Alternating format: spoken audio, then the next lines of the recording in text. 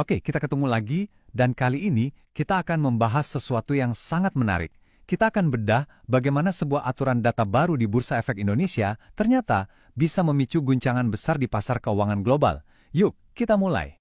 Pertanyaannya mungkin terdengar aneh ya, gimana ceritanya satu aturan kecil di Jakarta bisa memicu pergeseran investasi miliaran dolar di seluruh dunia? Nah, ini dia misteri yang akan kita pecahkan bareng-bareng hari ini. Oke, kita mulai dari gambaran besarnya dulu. Jadi, yang sedang terjadi adalah ada potensi penyesuaian ulang bobot saham-saham Indonesia di sebuah indeks acuan global. Kenapa ini penting? Karena indeks ini diikuti oleh dana investasi raksasa di seluruh dunia. Jadi ini bukan soal angka, ini soal aliran uang. Jadi, yang lagi jadi sorotan itu MCSI. Nah, ini bukan pemain sembarangan ya. Mereka ini salah satu penyedia indeks global paling berpengaruh. Kalau MCSI melakukan evaluasi ulang bobot saham Indonesia, bisa dipastikan dana-dana triliunan dolar di seluruh dunia akan ikut menyesuaikan portofolio mereka.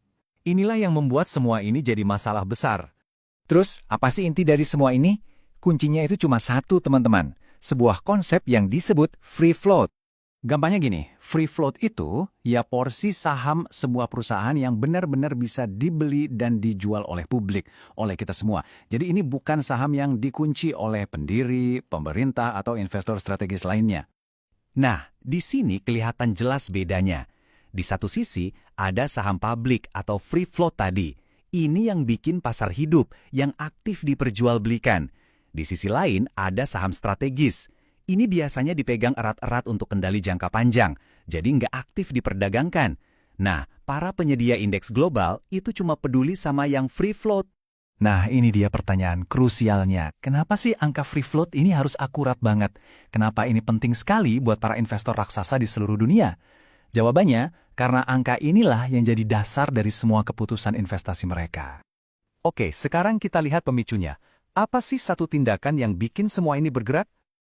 Pemicunya ternyata adalah aturan transparansi baru dari Bursa Efek Indonesia atau BI. Aturan ini ibarat menyalakan lampu terang benderang di sebuah ruangan yang tadinya remang-remang. Tiba-tiba semua jadi kelihatan jelas siapa punya saham apa dan berapa banyak. Dan aturan pengungkapan data ini tuh baru permulaannya aja loh. Ini bagian dari paket proposal strategis yang lebih besar dari BEI. Mereka nggak cuma buka data, tapi juga bilang ke raksasa-raksasa indeks global seperti MSCI dan FTSE, "Hey, kami mau menaikkan standar permainan di pasar kami." Ini langkah yang sangat proaktif. Sekarang, kita coba sambungkan titik-titiknya. Gimana caranya satu aturan lokal ini bisa menciptakan efek berantai secara global? Yuk, kita runut satu persatu. Dengerin deh, kata pakar Rudiantiono dari Panin Asset Management. Beliau bilang, intinya, kalau saham yang tadinya kita kira bebas diperdagangkan, ternyata dipegang untuk tujuan strategis, nah, perhitungannya di indeks global bisa langsung berubah. Artinya apa? Ya artinya, dengan data baru yang super jelas ini, bisa jadi ketahuan kalau free float, beberapa saham besar di Indonesia itu ternyata nggak sebesar yang kita kira selama ini. Nah, disinilah efek dominonya terasa banget. Gini urutannya. Pertama, karena datanya lebih transparan, kepemilikan strategis jadi kelihatan. Akibatnya, angka free float jadi kelihatan lebih kecil kan? Nah, ini langsung mengubah bobot saham itu di indeks MSCI. Begitu bobotnya turun, dana-dana pasif raksasa yang tugasnya cuma ngikutin indeks, mau nggak mau mereka harus menjual saham-saham itu untuk menyeimbangkan portofolio. Dari sinilah potensi arus dana keluar miliaran dolar itu berasal. Oke, sekarang coba kita mundur sedikit dan lihat gambaran besarnya. Kenapa sih BI melakukan ini semua? Apa tujuan strategis di baliknya? Penting banget buat kita pahami ya, ini semua bukan kebetulan. Ini tuh langkah yang sangat disengaja. Ini adalah bagian dari strategi besar Indonesia untuk ibaratnya naik kelas. Dari yang tadinya hanya dianggap pasar berkembang, menjadi pasar yang dewasa dengan standar global. Tujuannya jelas untuk menarik investor yang lebih berkualitas dan mau berinvestasi jangka panjang. Jadi, pada dasarnya Indonesia ini lagi membuat sebuah pertaruhan strategis. Mereka tahu mungkin akan ada gejolak jangka pendek, pasar bisa goyang sedikit, dana bisa keluar, tapi mereka mengincar hadiah jangka panjang yang jauh lebih besar. Sebuah pasar yang transparan, sehat, dan yang paling penting, dipercaya oleh investor global.